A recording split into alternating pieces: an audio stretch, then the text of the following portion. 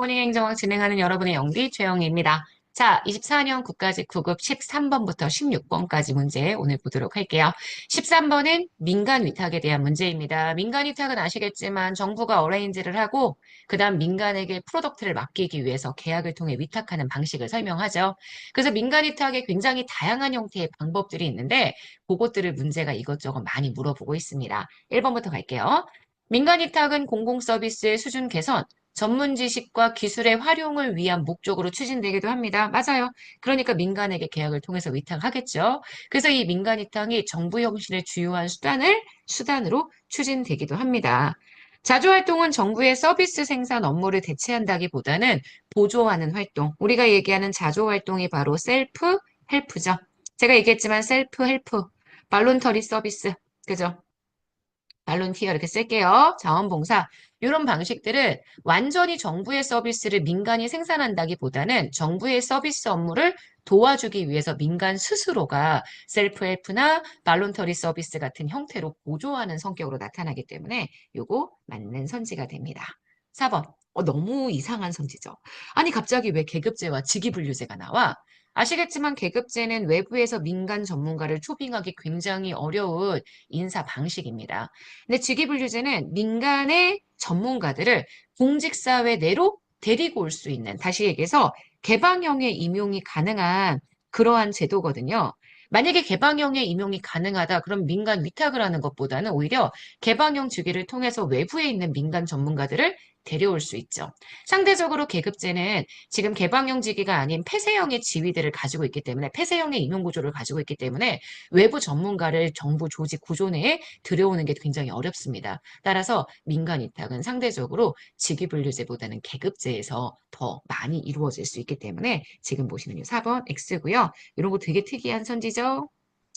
자, 5번입니다. 민간 위탁이 이루어진다고 하더라도 프로덕트만 맡기는 겁니다. 대부분은요. 서비스 공급의 책임은 대부분이 정부에게 귀속되는 게 일반적이기 때문에 요거 현재 맞는 선지가 됩니다. 문제는 틀린 거 고르라고 얘기했고요. 정답은 4번 되겠네요. 자, 14번 봅니다. 2024년 국회직 9급 문제고요. 정책 목표에 대한 설명입니다. 기억입니다. 정책 목표는 가치 판단에 의존하기 때문에 주관적인 성격이 있죠. 정책 목표가 뭐예요? 정책 문제를 해결할 때 그 해결의 가치 지향을 하는, 우리가 바람직하다고 생각하는 문제 해결의 방향을 설명하기 때문에 가치 판단에 의존하죠. 주관적인 특성이 있습니다. 정책적 해결을 위해 정책 문제로 채택된 사회 문제의 해결 방안이다라고 이야기해 줄 수, 이 사회 문제의 해결 방안이기 때문에 구체적인 사회 문제가 아니라 그 사회 문제를 해결하기 위한 방안을 설명하는 개념이다라고 얘기해 줄 수 있죠. 정책을 결정하는 과정에서도 대안 선택이 기준이 되고요. 정책을 집행하는 과정에서도 활동 지침으로서의 역할을 하고요. 그 다음 정책 평가 과정에서도 중요한 평가 기준이 됩니다. 이 문제는요, 정책 문제, 그리고 이 정책 문제의 구체적인 해결 방안 목표, 그다음 해결을 위한 수단, 이것만 잘 구분해 주시면 되고요. 지금 문제의 니은 선지가 설명하는 것은 사회 문제가 정책 의제로 채택된 거니까 정책 의제가 됩니다. 이 정책 의제를 해결하기 위한 방향으로 목표를 잡는 거기 때문에 니은은 현재 정책 목표에 대한 설명에는 해당하지 않는다. 이렇게 봐주셔야 되니까 문제의 정답이 되는 건 4번 기억. 디귿, 리을, 미음 되는 거 볼 수 있습니다. 자, 15번 문제 들어갈게요. 자, 15번은 예산에 대한 내용입니다. 자, 1번부터 가볼게요. 통합재정을 일반회계, 특별회계, 기금 모두 포괄하고요. 자, 소재지출 예산서, 성인지 예산서, 온실가스 감축인지 예산서 모두 국회에 제출되는 예산서에 대한 예산안의 첨부 서류입니다. 대부분 요거는 잘 아시는데 얘네들이 첨부 서류가 되는 내용들은 잘 모르시더라고요.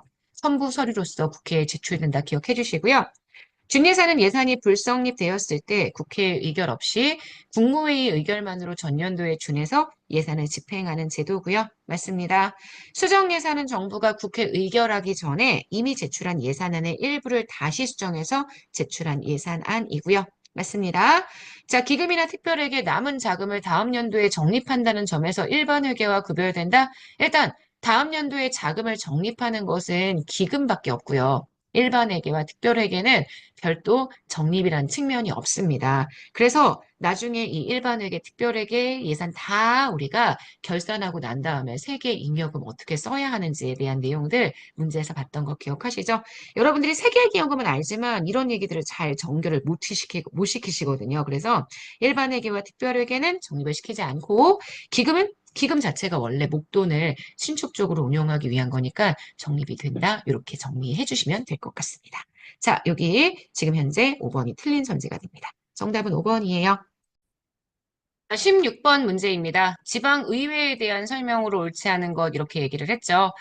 국회직위 선지 문제, 법률 문제들이 워낙 많고요. 최근에 여러분들이 지방자치론 너무 어려워하셔서 지방자치 관련된 내용들은 저희 해설제에는 법령과 함께 좀 꼼꼼하게 정리해 주시면 좋겠습니다. 16번입니다.